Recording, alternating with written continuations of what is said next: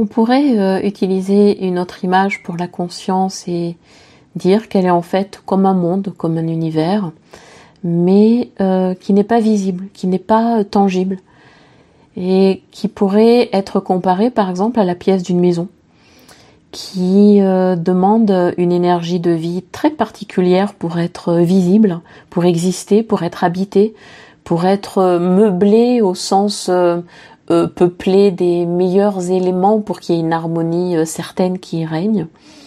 Et cette pièce de vie, comme une pièce du monde, dans la maison du monde, elle aspire à être éclairée, mais seulement par toi. Et elle ne peut l'être que par toi.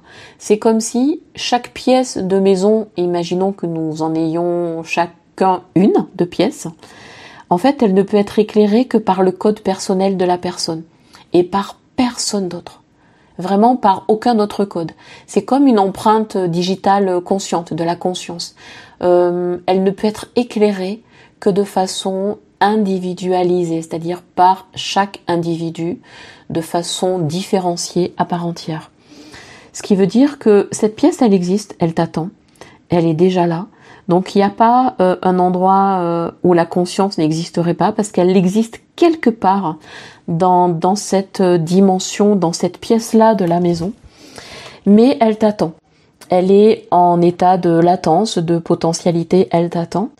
Et cette lumière, elle a juste envie de se refléter et de jaillir sur ta vie comme sur le monde. Parce que évidemment, elle a ce quelque chose d'exponentiel et de généreux. Donc ça veut dire que quand le monde de cette pièce éclaire ta vie visible, on va dire, quand cette pièce non visible devient visible et rend ta vie consciente visible, on peut considérer en fait que la conscience qui s'éclaire et qui se déverse dans ta vie est comme un pont en fait qui relie les mondes, visibles et invisibles, matériels et immatériels, humains et divins, et que cette reliance, cette connexion, c'est comme une réconciliation entre les mondes, entre les éléments du monde, entre tous les éléments de la création de ce monde, mais surtout en te reconnectant à cet espace de conscience. En fait, ça fait de toi un vivant, qui est un vivant créateur, créatif, inspiré, inspirant, et qui est complètement non seulement à sa place, mais qui habite sa maison de vie comme il serait celui qui bâtit sa maison. Il devient un bâtisseur de sa propre maison. De celui qui habite, il devient celui qui bâtit.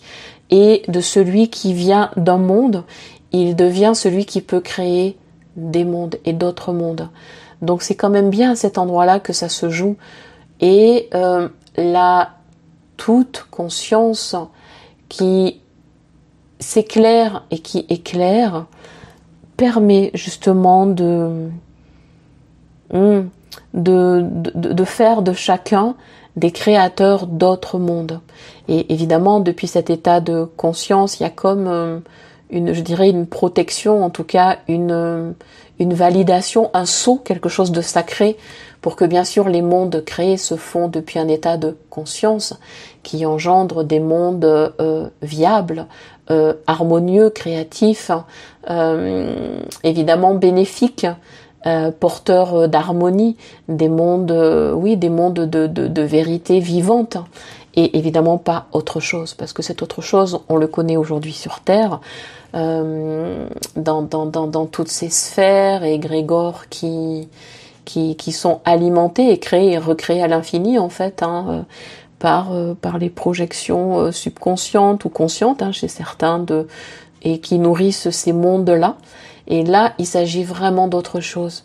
Il s'agit d'aller créer des mondes autres, des mondes lumineux, mais au sens éclairé, qui amène de la lumière de la conscience, et que la lumière de la conscience devienne révélateur et révélatrice de tous ces mondes qui peuvent coexister dans le meilleur de